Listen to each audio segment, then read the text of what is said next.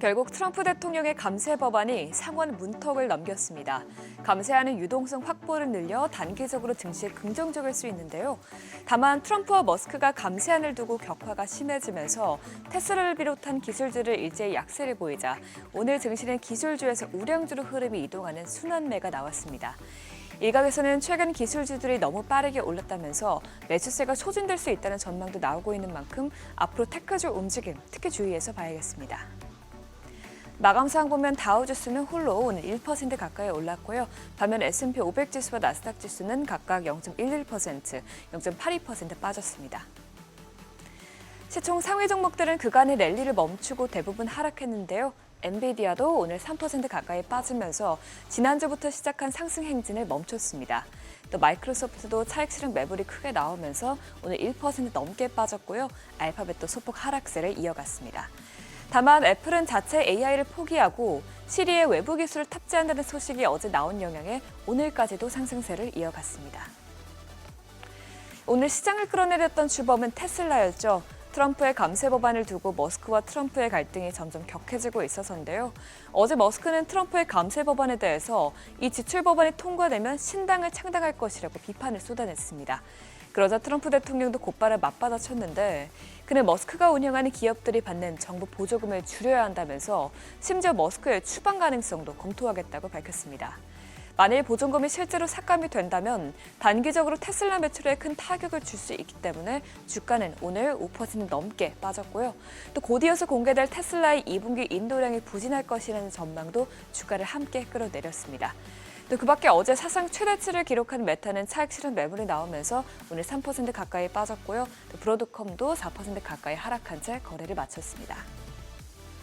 오늘 시장은 감세 법안 소식 외에도 주요 경제 데이터들이 나온 만큼 지표에도 큰 관심을 보였는데요. 예상외로 미국의 고용 지표가 잘 나오면서 금리 인하 기대감이 줄어든 것도 시장의 부담으로 작용했습니다. 우선 구인이직 보고서에 따르면 올해 5월 구인 건수는 776만 9천 건으로 집계되면서 지난해 11월 이후 최대치를 기록했고요. 시장 전망치도 크게 웃돌았습니다. 물론 채용과 해고가 모두 줄어들면서 기업들이 인력 채용에 신중한 태도를 보이고 있는 것으로 나타났는데요. 그래도 아직까지 경제학자들은 노동시장이 강한 신호를 보내고 있다면서 연준의 금리 정책은 당분간 유지될 가능성이 높다고 보고 있습니다. 다만 최근에 계속해서 제조업 지표가 약세를 보이는 것에 이어서 미국의 6월 ISM 제조업 PMI 지수 역시 4개월 연속으로 위축세를 이어가는 것으로 나왔습니다. 이번 발표치는 49.0으로 나오면서 전월치와 전망치는 소폭 웃돌긴 했지만 기준선인 50을 하회하면서 여전히 위축 국면에 머물러 있는 것으로 집계됐습니다. 하위 지수들도 보면 생산 지수가 개선된 가운데 반대로 신규 주문 지수와 고용 지수는 하락하면서 이번 지표가 약세를 보였고요. 반대로 가격 지수는 소폭 상승하면서 관세 부담으로 인해서 기업들의 비용 증가를 시사했습니다. 같은 날 S&P 글로벌에서 나온 제조업 PMI는 52.9로 나오면서 2022년 5월 이후로 가장 높게 나왔는데요.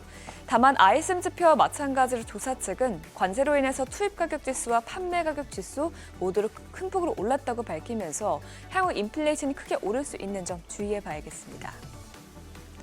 최근 강세를 보였던 국채가는 약세로 전환했습니다. 트럼프의 감세 법안이 가장 큰 장애물로 여겨졌던 상원 문턱을 넘으면서 조만간 입법 절차가 마무리될 것으로 여겨졌기 때문인데요. 만일 이 법안이 시행될 경우 향후 10년간 재정 적자가 3조 3천억 달러 늘어날 것이라는 우려에 국채금리는 큰 폭으로 뛰었습니다. 여기에 오늘 고용 지표가 잘 나오고 트럼프 대통령의 금리 인하 압박에도 파월 의장이 버티기에 나서고 있으면서 그것도 오늘 국채 시장에 영향을 미쳤는데요. 간밤 10년물 금리는 0.02%포인트 올랐고요. 2년물 금리도 0.05%포인트 상승했습니다. 달러는 오늘도 소폭 약세를 이어가면서 2022년 이후 가장 낮은 수준에서 머무르고 있습니다.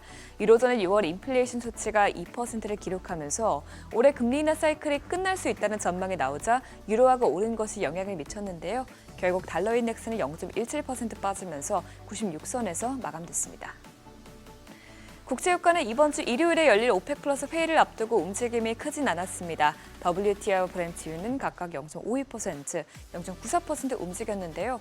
다만 이번 회의에서 오펙 플러스가 8월에도 하루 41만 배럴 증산을 이어가는 방안이 논의될 것으로 전망이 되고 있는데 전문가들은 계획대로 증산이 이어진다면 공급 증가로 인해서 유가가 더 하락할 수 있다고 내다보고 있습니다.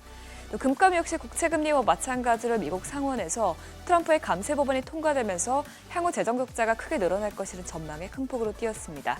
금 선물은 1.25% 오르면서 온수당 3,349달러에서 마감됐습니다. 굿모닝 마켓이었습니다.